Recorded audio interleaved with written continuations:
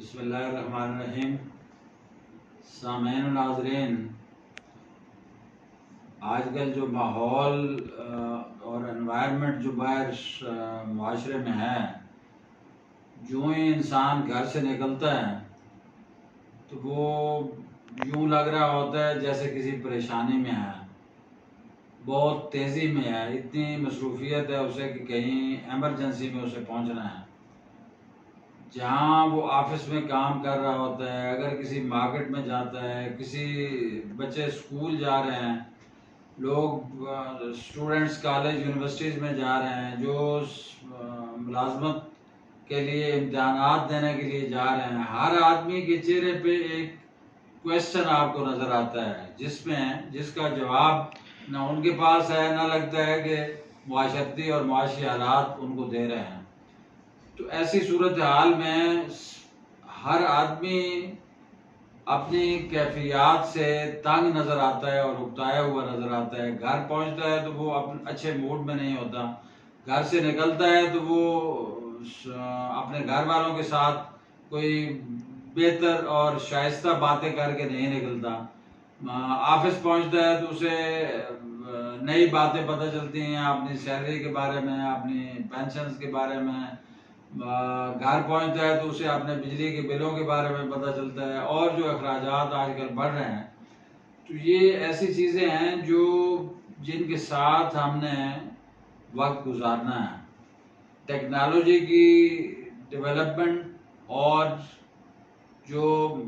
حالات میں اتنی تیزی آ گئی ہے کہ جو پروسیسز پہلے چل رہے تھے وہ سلو تھے، اب وہ پروسیسز بہت تیزی سے چل رہے ہیں۔ لیکن اس تیزی سے مراد یہ نہیں ہے کہ زندگی کا وہ حسن ختم ہو جائے، کہ کہیں کسی کو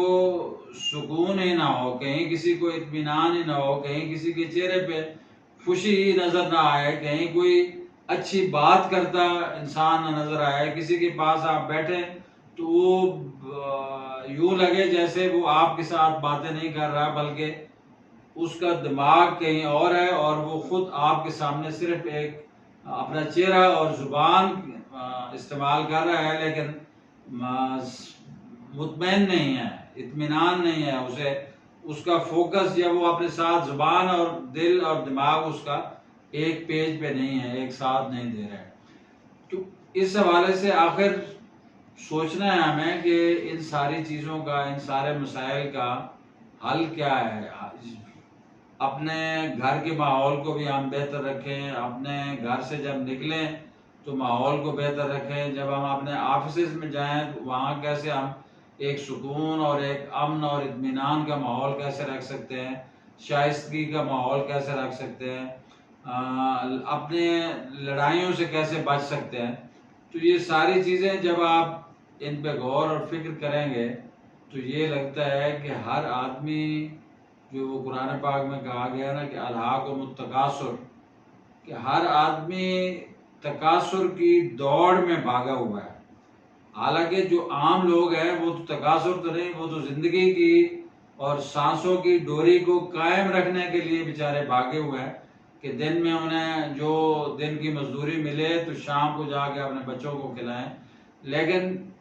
کچھ لوگ ایسے ہیں معاشرے کے